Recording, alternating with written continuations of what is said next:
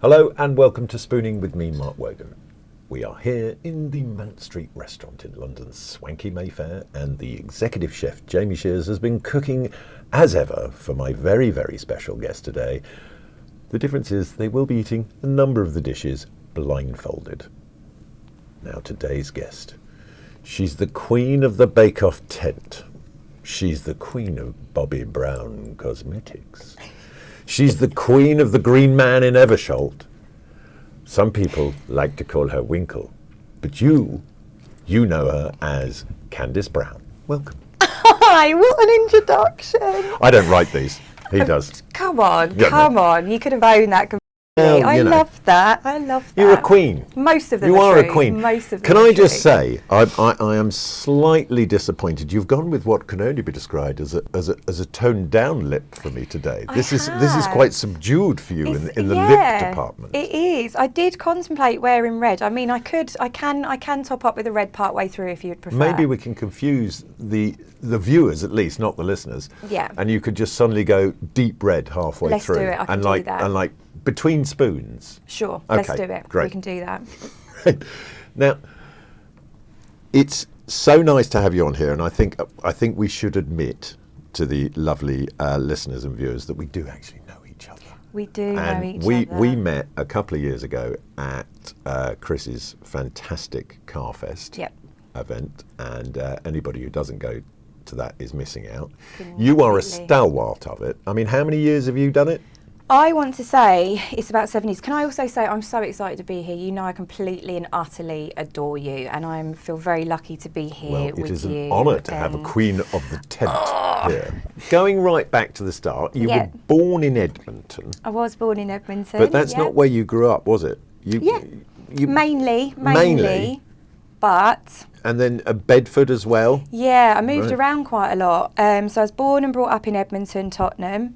Yes, I am Tottenham through and through. Mm-hmm. I won't hear any other team in London being spoken about. Mark!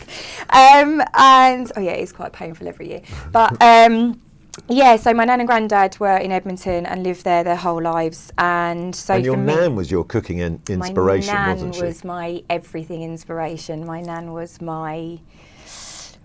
my person. I think we always have those people, don't we? And she was my absolute person. Wherever she was, I was there. I think up until 16, I was spending like my school holidays down in Edmonton with my nan and granddad. I just didn't want to be anywhere else. Particularly with food, wasn't it? You loved watching her cook. Yeah. That's what inspired you. Yeah. And it was the same thing for me with my mum. But it's funny how you kind of almost take that for granted whilst it's happening and sort of thing. And it was really funny, as you know, people may or may not know, my mum recently passed, and I had to stand there and I did the eulogy, and there was lots in it that I thought, well, that's going to be difficult to say, and that's going to be difficult to say. It's when I mentioned our mutual love of cooking, that's when I went.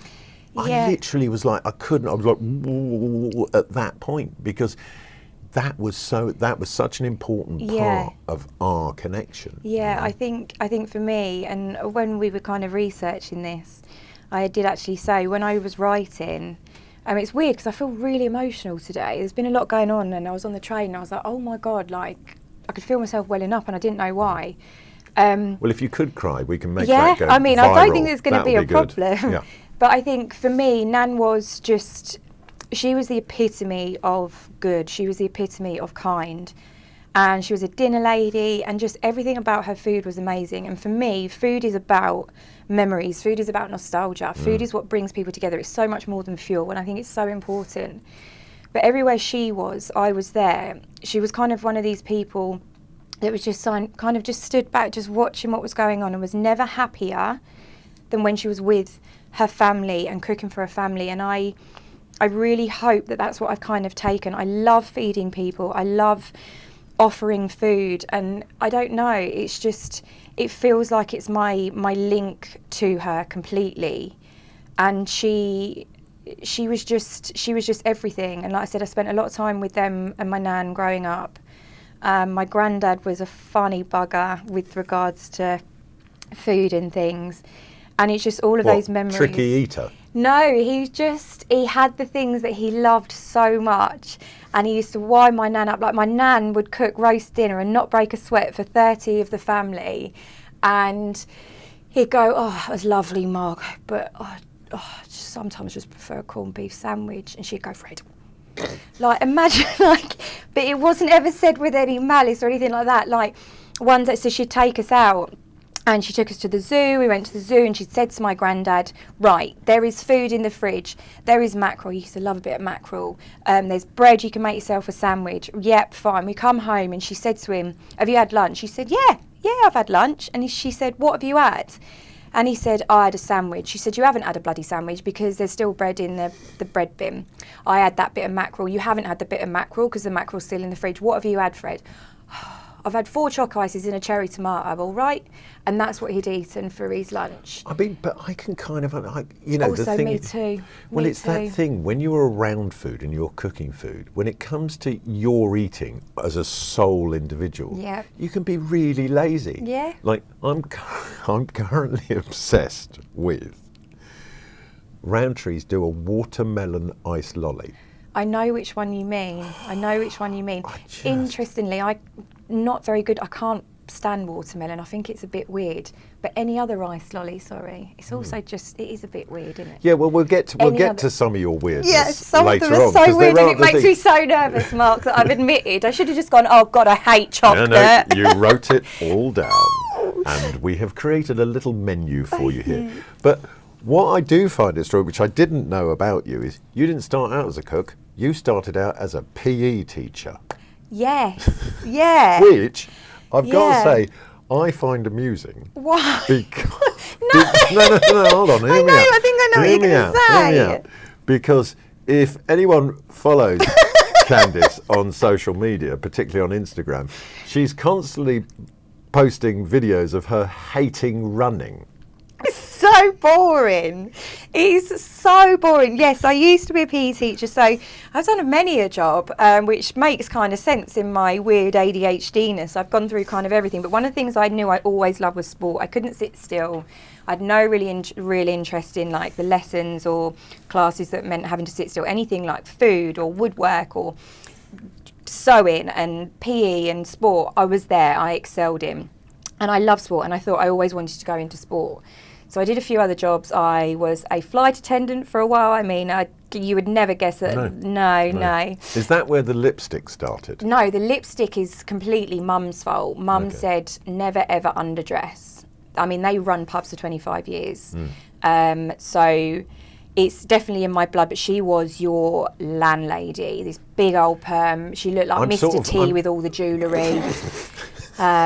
We used to call her Mr. Pity the fool. Yeah, literally, like chains, rings like you've never seen. Bit of leopard print?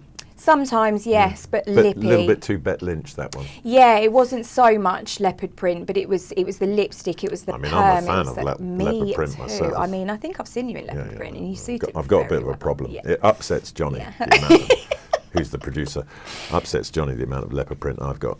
So you had this kind of upbringing that was around pubs. Yeah. And you'd think you'd learn. Yeah, you would think. And you've now got your own pub, the Green Man in Eversholt. The Green Man in Eversholt, yeah. Which is a success. It is. But it's not, but what people don't understand is, unless you're doing it, it's really hard work. I mean, really hard work's kind and I think generous at the minute. I mean, we have had many a conversation about it, but one of the things I say is I don't know how I'm not bald right now. Well, luckily you've got a good head of hair. I mean, there's quite a lot of it.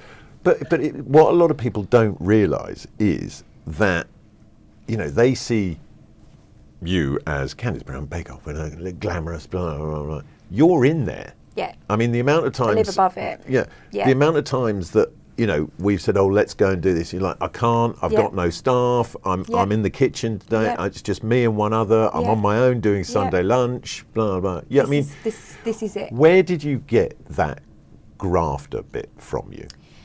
Of you? Yeah, I think grafter is, I've been called that a lot, and I really, really am. I love working. I never shy away from hard work. It's one of the things that is probably a good attribute of mine, but it's also probably one of my worst. But I was brought up in a hard-working family. My dad's born and bred in Edmonton. My nan and granddad, obviously from that, worked really, really hard their whole lives. My dad worked cleaning. He used to say stories about he'd clean and fall asleep on the tube. He's quite renowned for falling asleep and then wake up at the end, and he'd just been going rounds and rounds.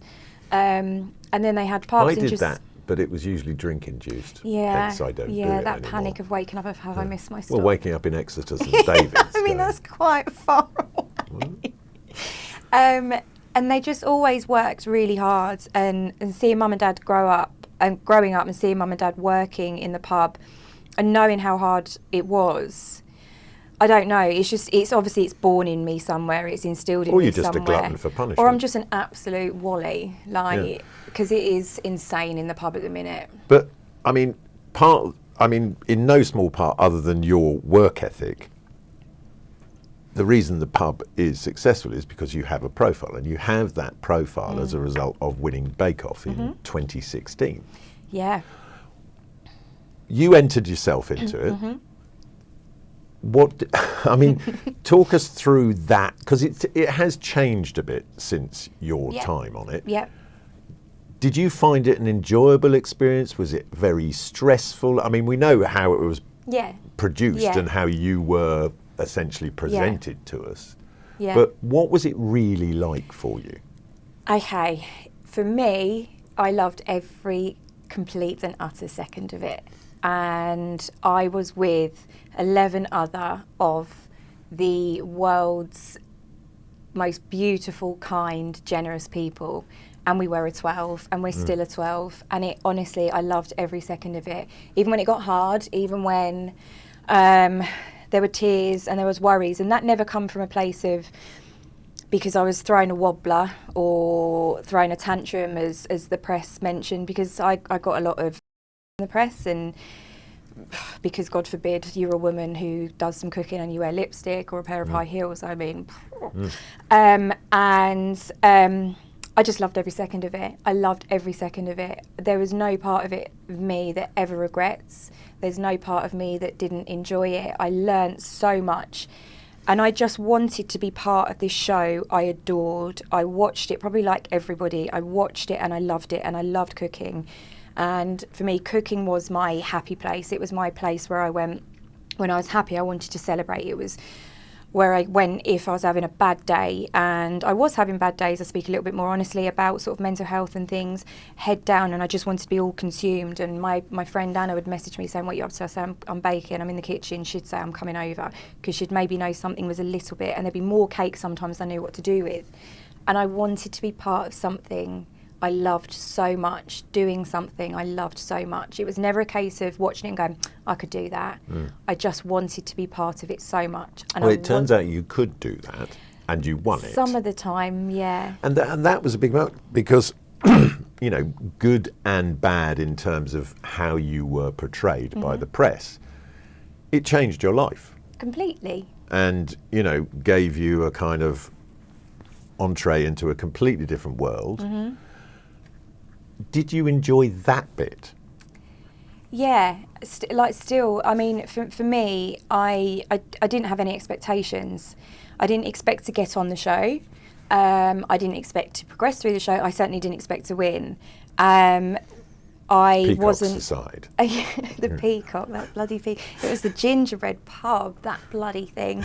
People say, "Have you made that since?" I'm like, "No, I haven't." Like, go on, make us a gingerbread pub. Seriously, Piss like off. one was so big in practice, I could have gone in it and ordered a pint.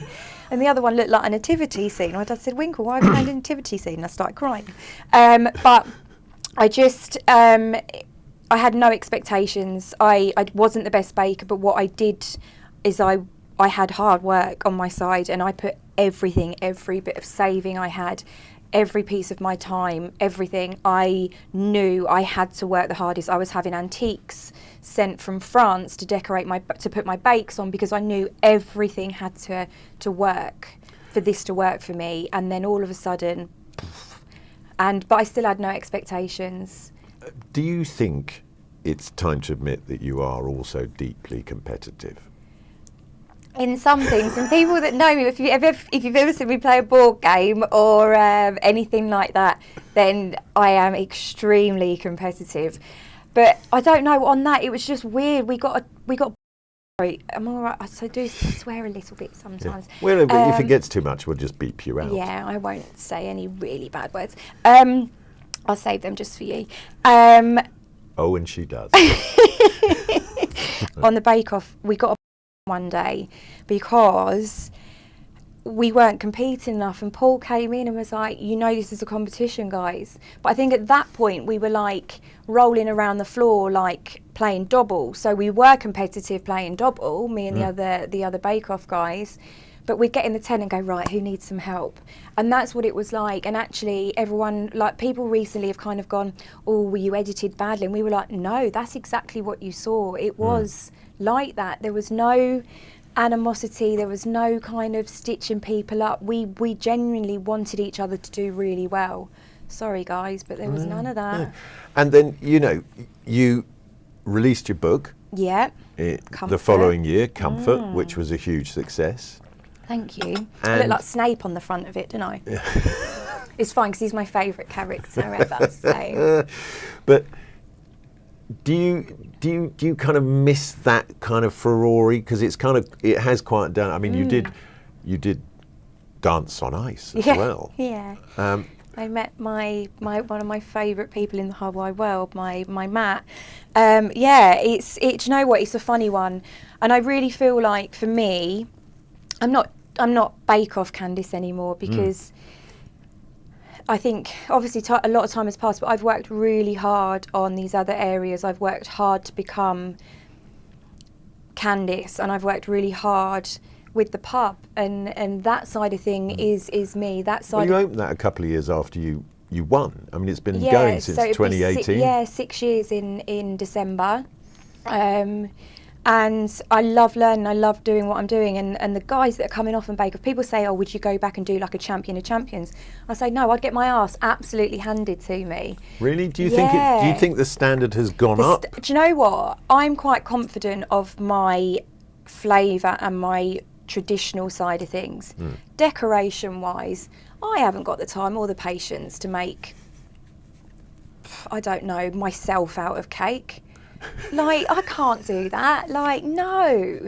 Like, make myself out of cake, or I could be like the Picasso. But so it's abstract. If you look really closely and squint really a lot, it looks like me. And now eat it with your eyes closed. Ta-da! But, which you will be later. Oh, God. Or at least blindfolded. That could backfire me. But that thing of, because it is a television show, and it is a competition, it's like that thing when you see, you know, you've got people who make extraordinary sort of structures out of cake, and they look amazing, and then you eat them. It's like, you've gone to all that trouble. Is there any chance you could put decent sponge inside it? What's the saying? All fur coat and no knickers. Exactly. Yeah, that was Jane that I remember saying that, and I think that's true. And I honestly think there is nothing worse than that. I would take flavour over what it looks like every day of the week, but I know so much about it is how things look, and that's why I think I loved our series so much, because although there were some very, very difficult tasks, again the gingerbread pub, again marshpane. I mean, what the bloody hell is marshpane? Phyllo pastry from scratch. It's a baked marzipan that the Tudors used to eat, apparently. Well, that's why it's died out. Well, honestly. And phyllo pastry from scratch. Those sorts of things. But why not? Why not? Oh, no. Just buy it. No one does it. Well, it's like puff pastry. I do quite like making puff pastry, though. Life's too short. But you see, I'm not a baker, right? However, there is a baker in the family. Okay. Right? And down here, give me a moment. So, my wife, who you know, Susan, has recently taken to creating these, which is Basque cheesecake. The Basque cheesecake. Wow. But this is her particular invention of one, which is a bisque Basque. Look at that. She went straight into those who are listening. You went straight in and prodded the centre of it. Just give it a little bit of a poke. That's all. Oh, it looks incredible. Look at that. But this is her invention, which is the Basque. The Basque. So it's a Basque cheesecake with a wafer-thin Biscoff base on it. I mean, Biscoff makes everything better. What isn't better with Biscoff? So, I mean, obviously she was terrified that you were going to eat this today. Beautiful knife as well. But it is, sorry, I always believe in wiping the knife between cuts so you don't get any residue. But let's... That cuts lovely through, doesn't it? I think that's through, yes it is.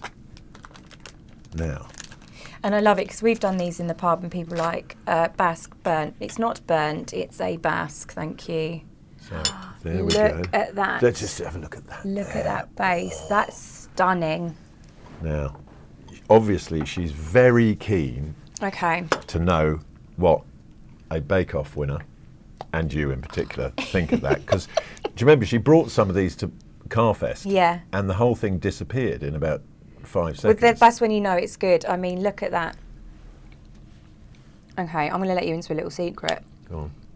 Hang on. Come on. Good. I'm not a massive fan of cheesecake. However, that, and I'm going to tell you why, and because when you said about my oddities, the texture, I think of cheesecake can be really weird. That, I don't know if you can see, is so smooth. No grainy. Exactly, no grain. I would eat that all day long. And I'm going to admit, I can't make a Basque cheesecake that doesn't have the grain. I haven't made one as creamy as that. Well, that maybe you can get a recipe delicious. out of you. That is so good. You know, you can ring her up and ask her. She'll probably tell you to get lost. Probably, and I would hope so too. No, but the nice thing is she's started selling those now. Amazing. Yeah. Watch this space, hopefully available in store near you. But that is delicious. Good. Susan, Candice loves your cheesecake. We've converted her. Excellent. I'll give you a Candice cuddle for that. Good. A Candice cuddle. Yeah. I look forward to that afterwards. Right, I'm going to put that to one side because we've got quite a lot of food to get through. And Chris and Johnny have got their eyes on that. Eyeing that up. Get your thumb out of it, Johnny. Get off. Jesus Christ. Look at great big, you missed that off camera. Great big thumb came in and went, oh, I'll help you. No, you're not helping. It's just checking it. Now, the other thing that you love is you love a bivalve, don't you? You love a whelk. You love a cockle. I love a cockle. So what I've got for you here is popcorn. Cockle popcorn. Yes. And I've got some sarsen vinegar to go with it there. Because most people don't understand. You know, in your parents' pub, was there the cockle man came round? No, because do you know what? They didn't actually have a pub in London. Oh. But where Nan and Grandad were. How good are those? Oh no! Look, hold on here. I've got some posh cocktails. I just went straight in with my hands. I've got posh cocktails. You can take the girl out of London sometimes. Oh, look at those. Oh my God, they're so good. How good are those? Oh. Because you also love a chicken nugget, don't you? Because when we talk about guilty pleasures, right? She says there's no such thing as a guilty pleasure. No. Eat what the bloody hell you like. I agree. Yep, that is what I think. There's been such a narrative around when people say, what's your guilty pleasure? And I think I love things. There has been such a narrative around food and about feeling guilty about having certain things. And growing up, I had a bit of a rubbish relationship with food at times, and would feel guilty about eating certain things and eating like eating Weight Watchers meals when I was like 15, 16, like things like that. So now, and I think as much as I definitely still battle with body image and things like that, but I think we shouldn't be calling food guilty because like there is so much enjoyment to be had by food. If you enjoy something, enjoy it, because as we all know and things happen, life can be quite short at times, life can be bloody difficult, and life can be, do you know what, if you want that bit of cake, you eat that bit of cake and don't feel guilty about it. Just balance it out and have a bit of lettuce a bit later on in the day. Or like me, eat spinach with most meals, because in my brain, that balances everything out and I'm back to negative, I'm back to normal, I'm back to zero. I mean, look, you know, regular listeners and people who may have looked at me online will realise I've been a range of shapes over the years. There was a period where I was big enough that you needed a bicycle to get on my good side. I was heavily overnourished. Okay. But, you know, and I do think there is a direct correlation between if you are overeating, there is something you're unhappy about and you need to address. In the same way that if you are undereating, and I know that's a very binary explanation of, you know, eating disorders under a banner, but the problem with all of it is only you can take control of that. Yeah, completely. And you've faced a number of challenges, as have I, around mental health. And was it 2019 you were diagnosed with ADHD? Yep. Yeah, 2019 was diagnosed with ADHD. You know, I've probably got it. I've never been tested. Susan permanently says, "You need to be tested." To which I go, "Sorry, did you say something?" Yeah, what? But, so I'm just over here doing I'm something over here else. focusing on something that's of no use to me, rather than doing the important thing there. But I kind of, at 54, I'm like, I've sort of learnt to cope with it. I've come to terms with how I like to eat. Yeah. So my way of controlling it, as you know, is I eat one meal a day. Yeah. So I'm sort of... I'd pass out if I only ate one meal a day. I'm sort of fasting for 20 hours a day. But for that one meal, I eat what the hell I like. Because inside is essentially a Labrador who doesn't know when he's full. Yep. Right? Or a pug.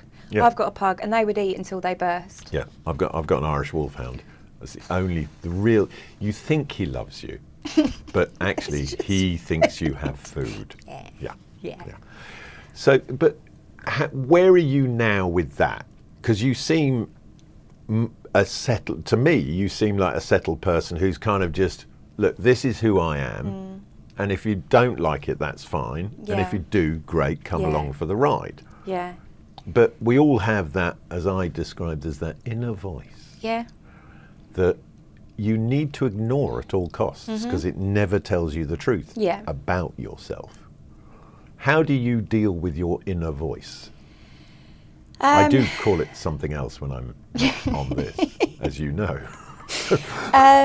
Yeah, it's a funny one. So again, like you say about the food situation, like eating what the bloody hell you want, for sure. But I think it's everything in moderation, and I think we do have to look after ourselves, because actually, as much as you'll have people around keeping an eye on you, you're the only person that can do that for yourself. So as much as I say, have that bit of cake and enjoy it, yes, for sure, do that.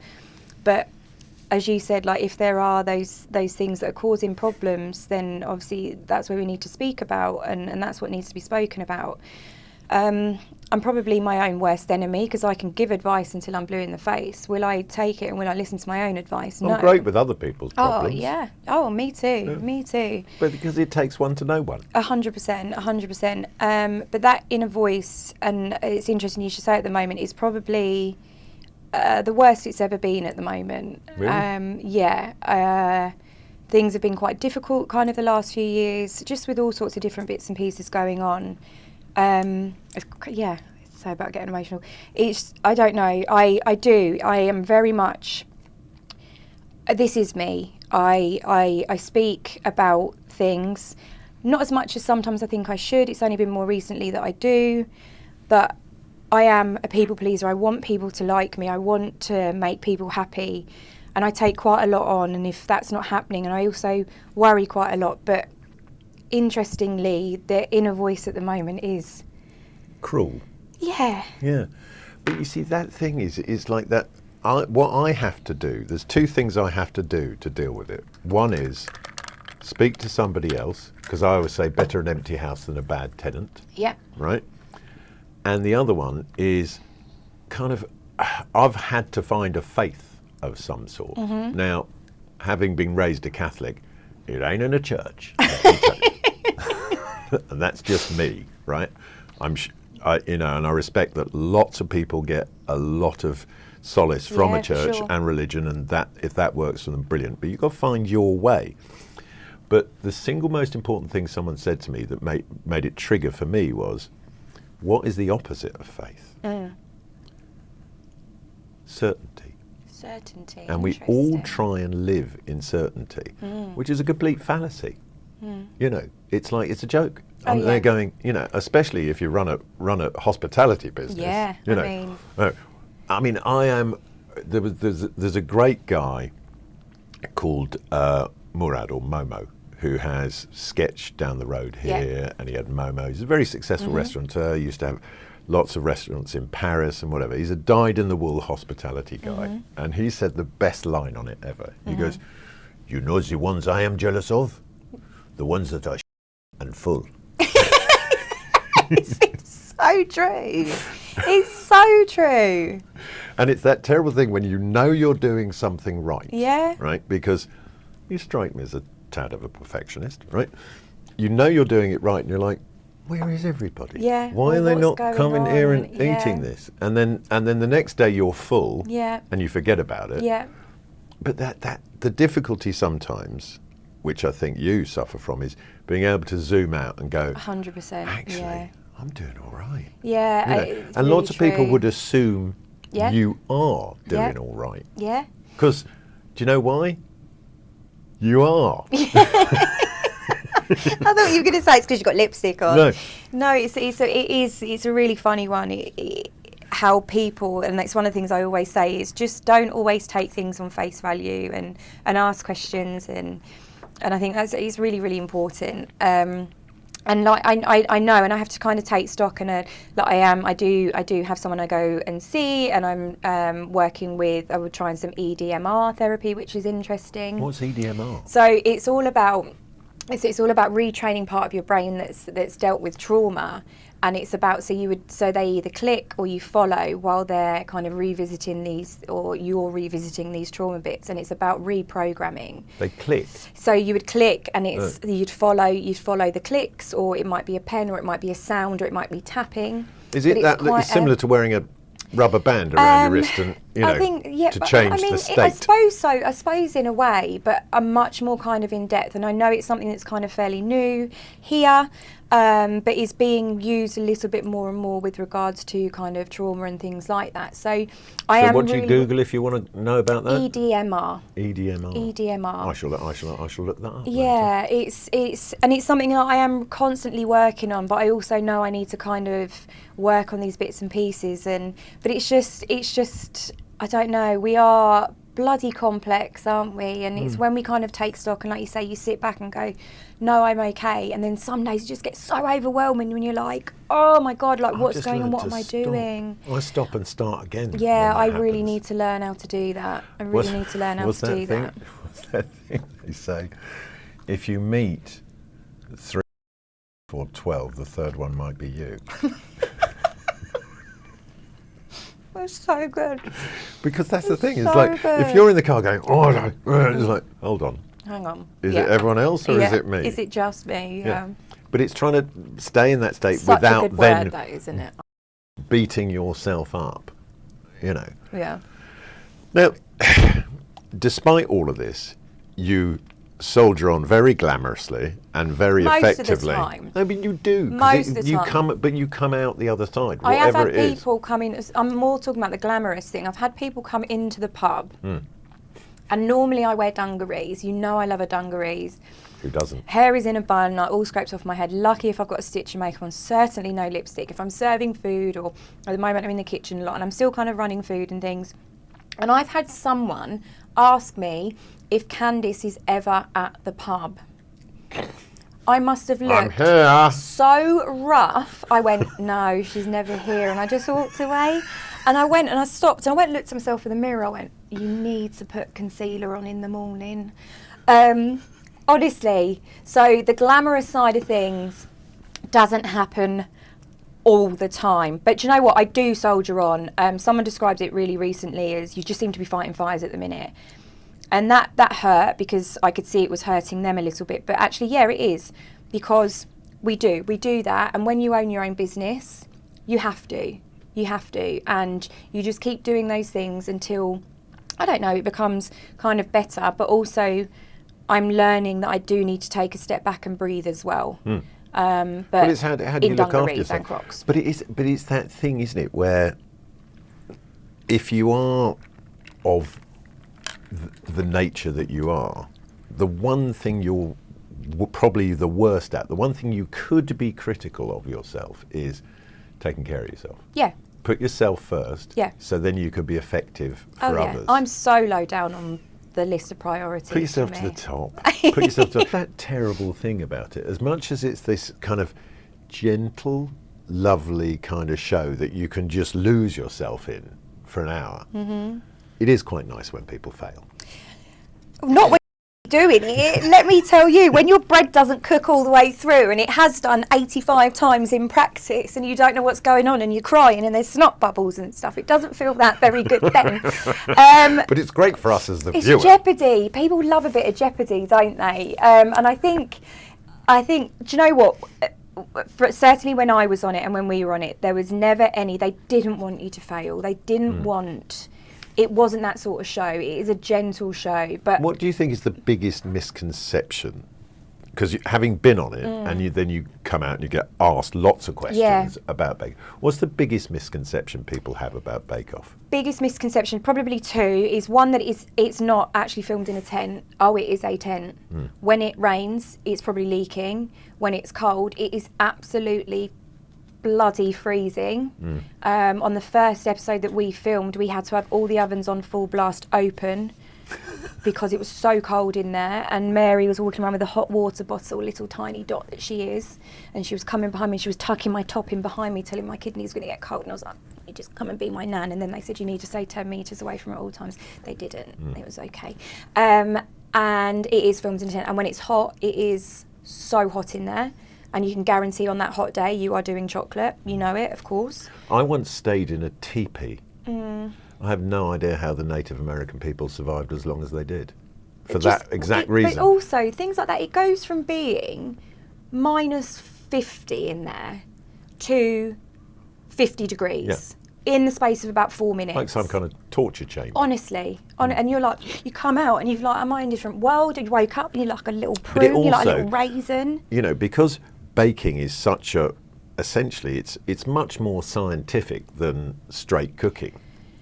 To a point. Yeah, but I mean, temperature can throw it off. Temperature it's like, really can affect everything. Moisture can as well. With our pizza dough, we have to change the recipe throughout the year.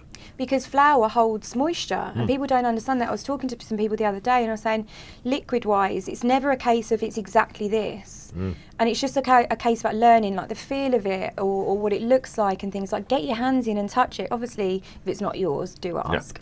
Can I touch your flour? Please, can I touch your dough? That's got a whole different connotation. Can I touch your dough? Can I touch your batter? Anything like but it does, that whole thing, and obviously flour holds moisture, so you might need more. And it's things like meringues. Meringues are temperamental, and they are, if it's damp, you've not got a choice. You've not got a chance. You heard it here first. Meringues are so delicious, but it can be so hard. And the other misconception is that we get extra time. No. They say start and they say stop, and regardless of where you are and what you have done, you are stopping. And then it can throw you a little bit because partway through, or you might have like, they'll go, bakers, you have got 30 minutes left, and they're doing like bits of start your bakes now, like close-ups on the presenter's face and stuff, and you're like, what? And they're like, no, you lot carry on. It's amazing what you can get done in 2 minutes when you know you're going to be on national television. That is where ADHD served me very, very well. I wouldn't have won if I didn't have ADHD. I wouldn't have done. I went into the first episode having practiced with 4.5 hours. We got there and they went, bakers, you've got 3.5 hours. I went, what? What do you mean? What? And I couldn't stop and ask because we had to start. So everything that I'd practiced at home in 4.5 hours, I had to condense into 3.5 hours. But you did it and you won. Yeah. We've got to that point in proceedings where I offer you the Spooning with Mark Wogan smug blindfold. Looks like a little bra. It is a little bra, but lovely, it's eyelash friendly. Eyelash, very, very clever. Very clever. Those people at Smug, they thought of everything. Very, very clever. Okay. So pop that on. Right, I wrote quite distinctly what I really don't like. Yeah, I know. Oh, but if it is that, what happened? Has anyone ever puked? Yes. Really? We've had pukers, we've had spitters. I'm going to move your vodka. It's going to be within reach just in case you require it. Oh, God. Right. You've got the blindfold on. It is time for your first spoon. Please don't be peas. What the hell have you got against peas? They're just so... They're just so... I love peas. No. How can you be offended by a pea? They're like wet paste in the middle. They stink. Just, here we go. Oh, So God. here's your first mouthful. I'm going to feed you. Open wide. It's quite big, this one. Here you go. Keep going. There we go. Now tell me, what have you got there? Flavours, textures. You know what I'm like with textures. Okay. We're enjoying that, Bit aren't we? vinegary. Bit vinegary. What about texture-wise? What have you got? What are you feeling? Bit bready. Bit bready. Yeah. You're there. What elsey? Worcester sauce. Not necessarily. Tomato. Yes. And you know, I'm a bit weird with tomatoes. Sorry, I couldn't resist it. Take the blindfold off. Is it like panna tomato, con a tomato? Yeah, it's a nicely roasted tomato. Okay. On a lovely bit of toasted sourdough. A Okay. little bit of dressing over the top. Okay. Okay. It wasn't too bad. Wasn't too bad. Yeah, but I mean, what have you got to get? Tomatoes are everything. They're in everything, aren't they? Like it's funny. Do you know what? It wasn't that bad. I don't think. Well, you didn't spit it out. I didn't spit it out. I don't think I'd go for a second one unless I was starving. Okay. I mean, you don't have to. It is yours. They're very should you beautiful. Look at them. Like heritage tomatoes. Yeah, they are. They are a Fancy. roasted heritage Yeah, tomato. fancy. You know, I'm not going to. It's Mayfair. I'm not going to give you rubbish tomatoes. Like one of those, like salady ones. I don't know. I think cooked, they're not as bad. Fresh or raw, bit weird. Well, it depends where you get them from. Because I agree with you. When you've got a tomato that is essentially like wet cardboard, Yeah. because if they're not a good tomato, they're like wet cardboard. But Yeah. you know, let's have decent tomatoes. They're lovely. Yeah. I mean, I like pizza. Obviously, I love a non-tomato base. It's normally my go-to. Hence, obviously, why You like the love affair you with like our mushroom, don't you? Oh, yes, Our I mushroom do. with, But I will ricotta, eat it. sweet soy and truffle glaze, pumpkin seeds, chives, and a little chili flakes. Talking dirty. Available to me. at every home slice. Trust me, you will not regret having that. And I will eat like pizza with tomato on it, just not a huge amount. And I think, I don't know, I think maybe it wasn't horrendous for sure. And they look beautiful. Right, here we go. I don't want it to be a big one. So, blindfold is on for a second time. Oh, goodness me. It's time for your second and final spoon. I really wish I'd said I didn't like roll mops because I bloody love a roll mop. Well, here we go. Okay. Again, we haven't got a small portion here, No, so it will that's what require she said. a large mouth, Sorry, what? please. Open wide. There we go. Oh, yeah, there we go. Yeah, you got most of it. What have you got there? I mean, it's an enormous mouthful, that. I do apologise. You enjoying that? If you are, please tell your face. There's little bursty bits. Is that like a caviar or a roe on there? Yes. Don't tell me you don't like those. I love those. Oh, she loves those. Okay, good. What else have you got? Fishy. Fish, eh? A bit of bread with them. Yeah. Which means it might be... Prawn toast. No. Fish finger sandwich. No. We're in Mayfair, dear. Come on. Oh, take your blindfold off. That is one of Jamie's signature dishes. That is a deep fried scallop with warm tartar sauce. That's delicious, sorry. I was going to say... I was thinking posh chicken nugget. I was going to say scallop. I was actually going to say... Yeah, but you didn't. Monkfish scampi. Which is what they used to make scampi with, didn't they? Yeah. Because it was so ugly, they sold Yeah. it off cheap. Yeah. I'm having that one. Yeah, see, she's going for the second on that, aren't you? No holding her back there. I've got the roe though. That's a big old scallop. Candice, it has been such a pleasure having you on Spooning. Oh, thank you so much for having me. I know you will continue to excel despite what you tell yourself. And I wish you every success, and I look forward to spending more time with you and your lovely man, who I think is a phenomenal individual. Thank you. And Susan will be pleased that you love her cheesecake. I love her cheesecake, and I'm also just going to go in here with the other charity stuff I do. Is I do a lot for Copperfield, I do lots of treks. Copperfield is a early detection breast cancer charity, and it's just really important to know you're normal. If something doesn't feel right, whether that's in your brain, your head, your body, your neck, your pecs, your nipples, chests, everything, young, old, male, female, everything in between. If something's not right, ask questions. I think it's so, so important. We have to ask questions. If something doesn't feel right, it is not normal to you, then ask questions. I mean, I'd like to live for quite a long time, because despite There's its so much trials, to do and so much food to eat, Mark. Despite its trials, there is a lot to do, and I do actually enjoy it, and I want to live as long as I possibly can. So I get checked all the time, because somebody said something really interesting. That thing of like, if you arrive at the hospital with the problem, invariably it's too late. Yeah.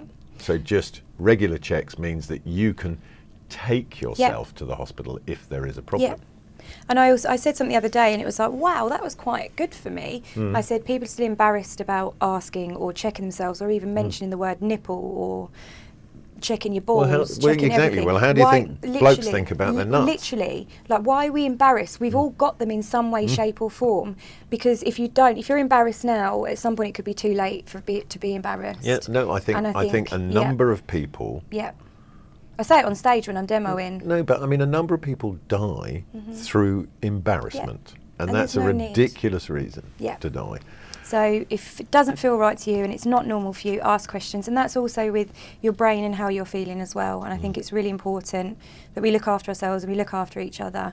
And that's why I completely adore you, because I know we are cut from the same cloth.